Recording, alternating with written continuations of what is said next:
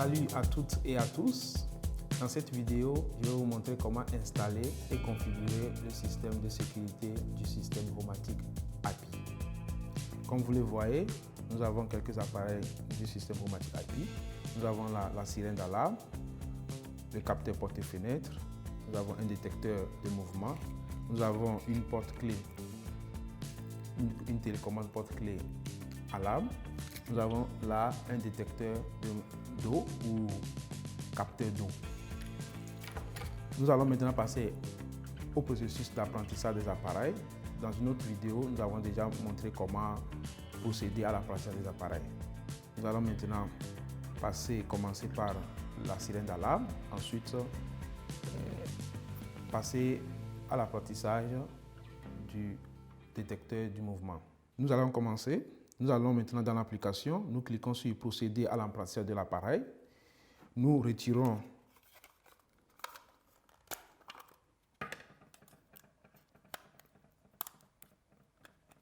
nous insérons la pile.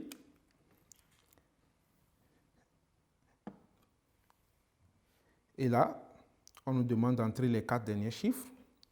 Les 4 derniers chiffres se trouvent toujours sur le QR code.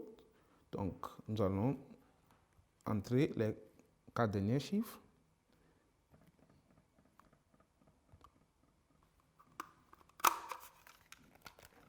C'est bon. Donc, on me demande de choisir la pièce. Donc, je choisis salon. Je clique alors sur poursuivre. Je choisis le nom de l'appareil. On garde le nom comme ça. Là, et ça y est, c'est fini. Nous allons maintenant passer à l'apprentissage du détecteur du mouvement. Nous allons recommencer le même processus. Nous cliquons sur « Procéder à l'apprentissage de l'appareil ». Nous insérons la pile à l'intérieur.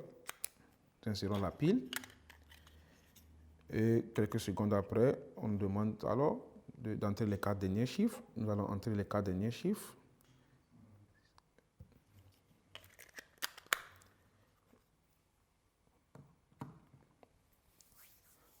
Donc, nous allons inspirer quelques secondes. On nous demande, là, nous allons choisir garage, la pièce garage. Puis, on garde le nom. Puis, là, on nous demande de choisir dans quelle catégorie. Ici, c'est sécurité. Là, nous cliquons sur sécurité et on clique sur poursuivre. Et ça y est, c'est fini. On a terminé le processus d'apprentissage des appareils. Dans l'application, sur la partie supérieure, nous avons différentes sortes de modes.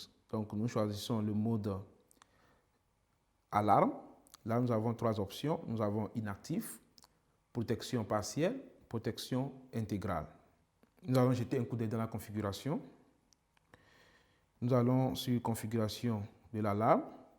Comme vous le voyez, nous avons le mode d'armement de l'alarme. Là, nous avons 2 options, le mode d'armement de l'alarme pro et le mode d'armement de l'alarme basique. Quand vous choisissez l'alarme basique, vous pouvez activer l'alarme même si les appareils ne sont pas en mode armé. Donc, par exemple, si la fenêtre est ouverte, vous pouvez toujours activer le mode alarme. Donc, nous avons l'option alarme silencieuse que vous pouvez activer ou désactiver. Nous pouvons aussi activer un décalage d'alarme. Donc, on peut choisir 5 minutes afin que le déclenchement d'alarme soit décalé. Donc, nous allons maintenant jeter aussi un coup d'œil du côté de la configuration de la lumière. Nous avons la lumière d'alarme. Donc, dès que l'alarme est déclenchée, vous pouvez choisir les lumières qui seront automatiquement allumées. Vous avez aussi la lumière panique et la lumière coming home. Quand vous êtes là, et la lumière sera automatiquement allumée. Donc, vous avez plusieurs options dans les configurations. Vous vous posez certainement la question, quelle est la différence entre la protection partielle et la protection intégrale? Quand vous activez la protection intégrale, tous les appareils de la catégorie sécurité seront interrogés et pourront déclencher l'alarme.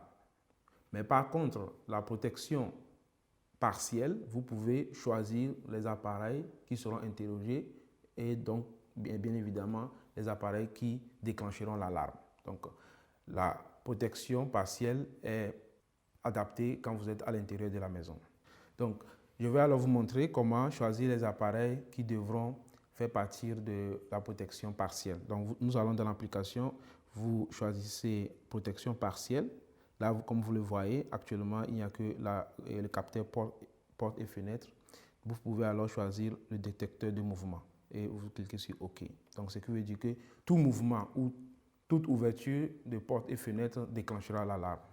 Nous allons maintenant activer la protection partielle.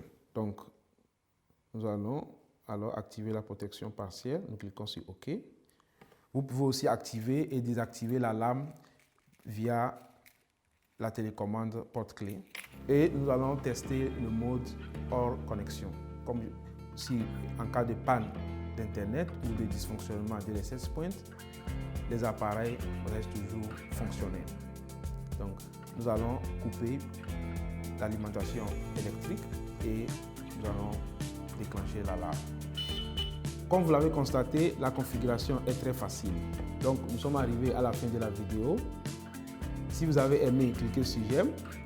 Si vous avez des questions, laissez un commentaire et à la prochaine. Merci.